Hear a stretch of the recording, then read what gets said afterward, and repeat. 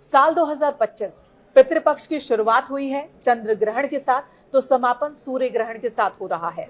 और ऐसे में सूर्य ग्रहण का कितना असर इस बार भारत में होने वाला है, हमें आपको क्या करना चाहिए, इस बीच क्या नहीं करना चाहिए, ये बताने के लिए इस वक्त मेरे साथ मौजूद हैं डॉक्टर पूजा भाटी, जो कि ज्योतिषाचार्य हैं। आपका बहुत बहुत स्वागत है। और हमारे साथ मौजूद हैं पंडित प्रकाश जोशी जी। बहुत बहुत स्वागत आपका भी। सूर्य ग्रहण, सबसे पहले आपसे सवाल कि इस सूर्य ग्रहण का भारत पे कोई असर होगा या नहीं होगा? देखिए, जो सूर्य ग्रहण है वो 21 सितंबर को यानी साल 2025 में लगने वाला है। रात के 11 बजे से लेकर और 3 बज के यानी कि सुबह हो जाएगी, 22 तारीख हो जाएगी, 3 बज के 23 मिनट तक ये रहने वाला है। तो कुल मिलाकर देखा जाए तो ये जो ग्रहण है इसका भारत में दिखाई नहीं देगा, तो याद रखिएगा। लेकिन ज्योतिषीय दृष्टि से भारत पे इसका प्रभाव पड़ेगा, क्योंकि ज्योतिष में ग्रह नक्षत्र बनेंगे।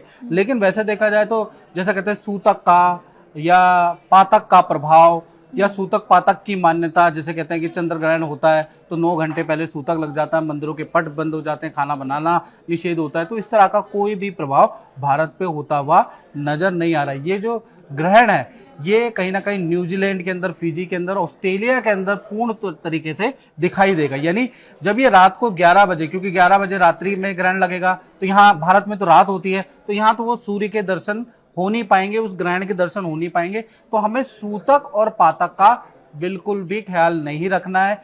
सूतक और पातक का ख्याल जिनको रखना है वो न्यूजीलैंड में जो लोग रहते हैं, फिजी में जो लोग रहते हैं और ऑस्ट्रेलिया में जो लोग रहते हैं, उनको रखने की जरूरत है। पूजा जी, सूतक और पातक इसका ख्याल नहीं रखना है, यानी कि खाना बनाना बंद कर दें, जो खाना पहले से रखा है उसे हटा दें, नहाना धोना ये सब करने की जरूरत नहीं है। लेकिन असर क्या जीवन पर क्या होगा? देखिए, सूतक नहीं लगेगा, मंदिर के कपाट नहीं बंद होंगे, लेकिन हम ये मानते हैं कि सूर्य और चंद्रमा हमारी 2 ल्यूमिनरीज हैं, और ज्योतिष में सूर्य को हम राजा की उपाधि देते हैं और सूर्य ही ऊर्जा का स्रोत मानते हैं। इंडिया में ये नहीं दिख रहा है, इसलिए सूतक मान्य नहीं है। लेकिन बाकी की सावधानियां हमें बरतनी चाहिए, खास करके जो प्रेग्नेंट लेडीज हैं उनको बहुत ज्यादा ध्यान रखने की जरूरत है। मेरे हिसाब से उनको सारे नियम फॉलो करने चाहिए। अपने खाने में तुलसी दल भी डाल के रखें, और ग्रहण के दौरान सोए ना, कोई नुकीली चीज का काम ना करें, और सिर्फ मंत्रों का जाप करते रहें, ये बहुत जरूरी है। जैसा कि हमने देखा चंद्र ग्रहण के दौरान भी ये कहा गया था कि चंद्र ग्रहण में भी रात के वक्त सोना नहीं है। बहुत सारे लोग जो इसमें फेथ रखते हैं, भरोसा रखते हैं, उन्होंने रात जाकर बिताई है। तो क्या सूर्य ग्रहण में भी ये करना होगा उन्हें? सूर्य ग्रहण में आपको जहां लग रहा है उनको तो करना ही होगा। जहां पर लग रहा है वहां पर आपको क्या करना है कि सूर्य को स्पष्ट रूप से नहीं देखना है, याद रखिएगा। ये तो विज्ञान भी मना करता है, ज्योतिष भी मना करता है। साथ ही साथ उन्हें सूतक पातक का ध्यान देना है, नाखून तेल नहीं लगाना सूतक काल के अंदर। 12 घंटे पहले न्यूजीलैंड, ऑस्ट्रेलिया के अंदर आपका कहीं ना कहीं इसका ग्रहण का, सूर्य ग्रहण का प्रभाव शुरू हो जाएगा।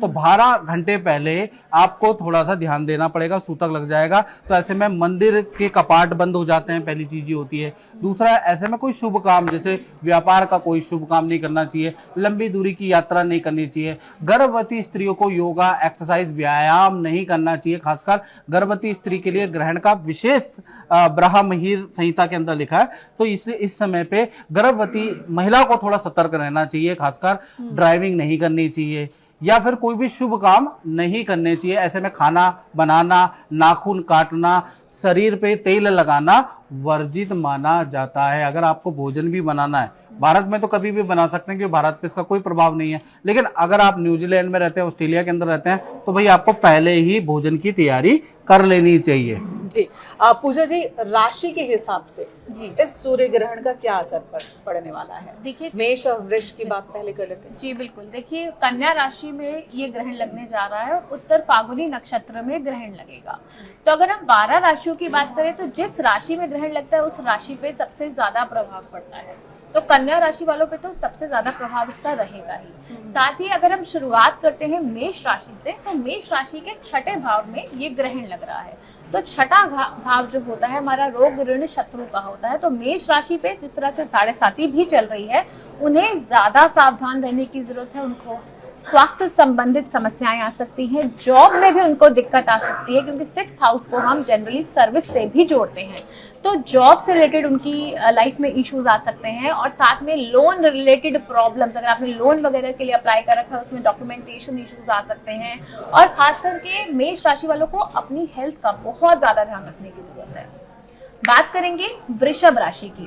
वृषभ राशि वाले जितने भी हैं उनकी राशि से पंचम भाव में लग रहा है, तो रिलेशनशिप में कहीं ना कहीं प्रॉब्लम्स आ सकती हैं। तो अगर आप किसी रिलेशनशिप में हैं तो आपको बहुत ज़्यादा ध्यान रखने की ज़रूरत है, किसी भी तरह की मिसअंडरस्टैंडिंग अपने रिलेशनशिप में ना आने दें।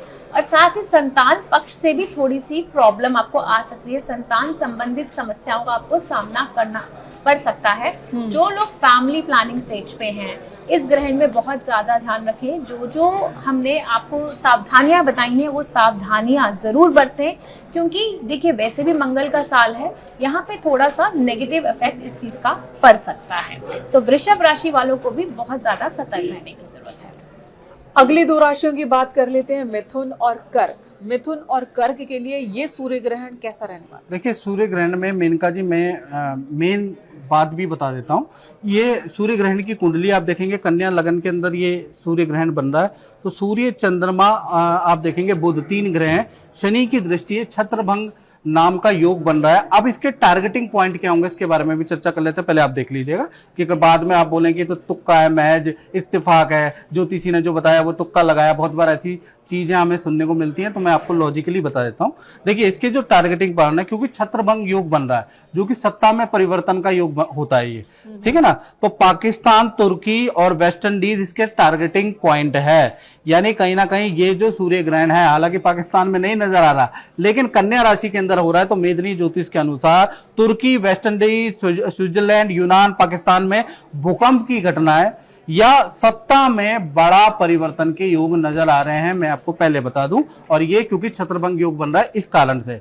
अब बात कर लेते हैं मिथुन राशि पे इसका क्या प्रभाव रहेगा। तो मिथुन राशि में मुझे शुभ प्रभाव दिख रहा है, बृहस्पति यहाँ पर बैठे हैं, तो कहीं ना कहीं करियर से संबंधित कोई फायदा आपको 40 दिन के अंदर होता हुआ नजर आ रहा है। किसी तीर्थ में आप जा सकते हैं, कोई पूजा पाठ आप कर सकते हैं, उसके योग आपके नजर आ रहे हैं। करियर में आपको पद प्रमोशन के योग आपको नजर आ रहे हैं। तो कुल मिला के मिथुन राशि में मुझे पॉजिटिव दिख रहा है। कर्क राशि के बारे में बात करें तो भाई आपको थोड़ा धन से संबंधित निर्णय सोच समझ के लेने पड़ेंगे, क्योंकि धन से संबंधित नया कोई काम कर रहे हैं, ऑनलाइन कोई ट्रांजैक्शन आप कर रहे हैं, क्योंकि बुध और चंद्रमा एक साथ बैठे हैं। बुध क्या है? बुध टेक्नोलॉजी का कारक है। और टेक्नोलॉजी में क्या, अगर आप ऑनलाइन ट्रांजैक्शन कर रहे हैं, देश विदेश में पैसा भेज रहे हैं, तो एक बार कंफर्म कर ले, धन की हानि आपकी लिखी है। नया कोई काम नहीं करना, किसी की ऑनलाइन बातों में कर्क राशि वालों को नहीं आना है। अगर आपने ये गलती कर दी तो आपको भारी पड़ जाएगा, नहीं तो ये जो चंद्र ग्रहण है आपके लिए मध्यम फलदायक है। अगला है सिंह और कन्या राशि जी, इन दोनों के बारे में बताएं, क्योंकि कन्या सबसे ज्यादा प्रभावित जी होने वाली राशि है। जी, सिंह राशि की अगर मैं बात करूंगी तो देखिए सिंह राशि के स्वामी जो है सूर्यदेव खुद ही चंद्र ग्रहण में ग्रसित है। तो जब सूर्यदेव ग्रहण में ग्रसित हैं तो कहीं ना कहीं सिंह राशि वालों पे इसका बहुत मेजर इम्पैक्ट पड़ेगा। सबसे पहले तो हेल्थ का बहुत ध्यान रखने की जरूरत है। और सूर्य जो होता है मान सम्मान और प्रतिष्ठा का भी कारक होता है, तो सिंह राशि वालों को मान सम्मान और प्रतिष्ठा संबंधित दिक्कतें आ सकती हैं। उन्हें अपनी बोन्स में विटामिन डी से रिलेटेड इस तरह के चैलेंजेस आ सकते हैं, तो उन्हें बहुत ज़्यादा अपनी हेल्थ का ध्यान रखना है। और साथ ही अगर आप जॉब कर रहे हैं तो जॉब में भी काफ़ी सतर्क रहें, अपने बॉसेस से किसी भी तरह के किसी भी कॉन्फ्लिक्टिंग सिचुएशन में आप ना पड़े। बात करेंगे कन्या राशि की। देखिए कन्या राशि में ही ये ग्रहण लग रहा है और उत्तर फाल्गुनी नक्षत्र में लग रहा है, तो जो भी लोग कन्या राशि वाले हैं, उत्तर फाल्गुनी नक्षत्र वाले हैं, उन पे बेहद खास इफेक्ट रहेगा। सबसे पहले तो हेल्थ इश्यूज रहेंगे। दूसरी, जब जिस राशि में लगता है वहां पे उन राशि के लोगों को एक कंफ्यूजन की स्थिति बन जाती है, मतलब डिसीजंस लेने में उन्हें थोड़ा समय लेके, पॉज लेके, सोच समझ के डिसीजंस लेने की जरूरत है। साथ ही वहां से 7th हाउस में उनका जो है ग्रहण का प्रभाव रहेगा, तो मैरिज में भी उनके इश्यूज आते हुए दिख रहे हैं। अगर आप पार्टनरशिप बिजनेस में हैं तो पार्टनरशिप में भी कॉन्फ्लिक्टिंग सिचुएशंस बन सकती हैं। अगली दो राशियों की बात कर लेते हैं, तुला और वृश्चिक। जानते हैं जोशी जी से। तुला राशि की अगर हम बात करें तो तुला राशि में ही मंगल उस समय पे गोचर करेंगे। और मंगल तुला में होने से एक तो प्रॉपर्टी से संबंधित कोई उलझन आपकी दूर होती हुई नजर आ रही है तुला राशि वालों। संतान से संबंधित कोई, प्रेम से संबंधित कोई प्रॉब्लम चल रही है तो वो सॉल्व होती हुई आपकी नजर आ रही है। विदेश से संबंधित, इंपोर्ट एक्सपोर्ट से संबंधित कोई समस्या आपको हो रही है काम में तो वो सॉल्व होती हुई नजर आ रही है। तो कहीं ना कहीं तुला राशि के लिए ये जो 40 दिन का जो पीरियड है इस ग्रहण का वो बहुत लाभकारी नजर आएगा। वहीं पर वृश्चिक राशि की अगर हम बात करें तो भाई रोग पे आपको ध्यान रखना है, क्रोध पे आपको ध्यान रखना है। 40 दिन आपको क्रोध बहुत ज्यादा आएगा। दूसरा, आपका चालान कट सकता है या सरकारी दंड का भुगतान आपको करना पड़ सकता है और कहीं ना कहीं आपको हल्की चोट लग सकती है। वृश्चिक राशि का योग नजर आ रहा है, हल्का ही नजर आ रहा है, कोई ज्यादा नहीं। और करियर के बारे में बात करें तो करियर के लिए यही स्थिति बहुत अच्छी है। करियर में आपका कोई डील बन सकती है, आपका कोई धन लाभ हो सकता है, करियर से संबंधित कोई खुशखबरी आपको प्राप्त हो सकती है। तो कहीं ना कहीं फिजिकली और क्रोध पे वृश्चिक राशि को 40 दिन नियंत्रण रखना, बाकी तो बहुत अच्छा है। और अगली दो राशियां हैं धनु और मकर राशि। धनु और मकर के लिए बताइए कि क्या होने वाला है। जी देखिए, धनु राशि से दशम भाव में ये ग्रहण पड़ रहा है तो करियर में नई अपॉर्चुनिटीज आपको मिल सकती हैं। धनु राशि वालों के लिए काफी पॉजिटिव है ये ग्रहण, क्योंकि अगर वो बिजनेस में है या जॉब में है तो नई अपॉर्चुनिटीज, नए प्रोजेक्ट्स उनको मिल सकते हैं। ट्रैवल भी हो सकता है, वर्क रिलेटेड ट्रैवल जो उनके लिए बहुत अच्छा रहेगा। लेकिन अपने पिता की सेहत का उन्हें विशेष ध्यान रखने की जरूरत है धनु राशि वालों को। बात करेंगे मकर राशि की तो मकर राशि से 11वें भाव में ये ग्रहण लग रहा है और मकर राशि वालों के लिए तो वैसे ही समय काफी अच्छा है, क्योंकि उनकी 7.5 ऑलरेडी खत्म हो चुकी है और उनकी लाइफ में पॉजिटिव चेंजेस आने ऑलरेडी शुरू हो चुके हैं और ये ग्रहण भी 11वें भाव में लग रहा है तो उनके लिए गेन्स का समय है। फाइनेंशियल इन्वेस्टमेंट्स अगर उन्होंने कहीं की हुई है तो उनको अच्छे पॉजिटिव गेन्स होते हुए नजर आ रहे हैं। ऑफिस में अपने बॉस की फेवर मिलती हुई नजर आ रही है, साथ ही अपने सोशल सर्कल में उन्हें बहुत अच्छा फाइनेंशियल स्टेटस और सोशल स्टेटस भी उनका बढ़ता हुआ नजर आ रहा है। और अगली दो राशियां हैं कुंभ और मीन। आप बताइए कुंभ और मीन पर क्या असर होगा। कुंभ राशि के बारे में बात करें तो सूर्य शनि का समसप्तक योग बन रहा है तो ये सिंह राशि के लिए भी अच्छा नहीं है और कुंभ राशि के लिए भी अच्छा नहीं है। तो कुंभ राशि की अगर हम बात करें तो माता पिता को हेल्थ संबंधी कुछ इश्यू आ सकते हैं। यदि आप यंग हैं और यंग व्यक्ति हैं तो कहीं ना कहीं माता पिता से कोई वाद विवाद हो सकते हैं। सरकारी कोई कास्ट, जीएसटी, इनकम टैक्स से संबंधित दिक्कत, सरकारी दफ्तर के चक्कर, परेशानी आपको 40-45 दिन रह सकती है। प्रोफेशन के बारे में बात करें तो धन का लाभ होता हुआ, करियर का लाभ होता हुआ नजर आ रहा है, लेकिन कहीं ना कहीं खर्चा भी कुंभ राशि का 40 दिन तक रहने वाला है तो मिला जुला सा रहेगा। मीन राशि के बारे में बात करें तो मीन राशि के लिए ये जो ग्रहण का प्रभाव है मुझे अच्छा ही नजर आ रहा है। कहीं ना कहीं पद प्रमोशन के आपके योग नजर आ रहे हैं। तीर्थ यात्रा, धार्मिक आप बहुत ज्यादा हो जाएंगे, बहुत सारे पूजा पाठ, बहुत सारे मंदिर के दर्शन, यानी भगवान आपको खुद बुलाएंगे कि मेरे दर्शन कर जाओ, यानी कहीं ना कहीं मंदिर के दर्शन आपके बनते हुए नजर आ रहे हैं। आपको धन का लाभ भी होता हुआ नजर आ रहा है। तो मीन राशि के लिए 40 दिन काफी अच्छे हैं। नई नौकरी के ऑफर या कार्य में कुछ परिवर्तन के योग भी मीन राशि के बनते हुए नजर आ रहे हैं। तो मीन राशि के लिए बढ़िया ये जो ग्रहण का प्रभाव रहने वाला है। इस 40 दिन का कैलकुलेशन भी बताइए जरा। देखिए 40 दिन का कैलकुलेशन के बारे में, ये जो वराह महीर संहिता है और मेदिनी ज्योतिष शास्त्र है उसके अनुसार अगर देखा जाए तो 40 दिन भी होता है, 60 दिन भी होता है और 108 दिन भी होता है। जब भी दो ग्रहण एक साथ पड़ते हैं, 14-15 दिन के अंदर पड़ते हैं ना, तो इसका जो इफेक्ट होता है 40 से 45 दिन का पड़ता है। इसलिए मैं 40 दिन बोल रहा हूँ, क्योंकि इससे पहले क्या है 14वें दिन क्या पड़ा था, इससे पहले चंद्र ग्रहण पड़ा था। आप क्या है कि चंद्र ग्रहण के 14वें दिन सूर्य ग्रहण पड़ रहा है, तो दोनों ग्रहण एक साथ पड़ रहे हैं। तो ये क्या है, इसका इम्पैक्ट 40-45 दिन के अंदर अंदर दिखता है, दिखेगा।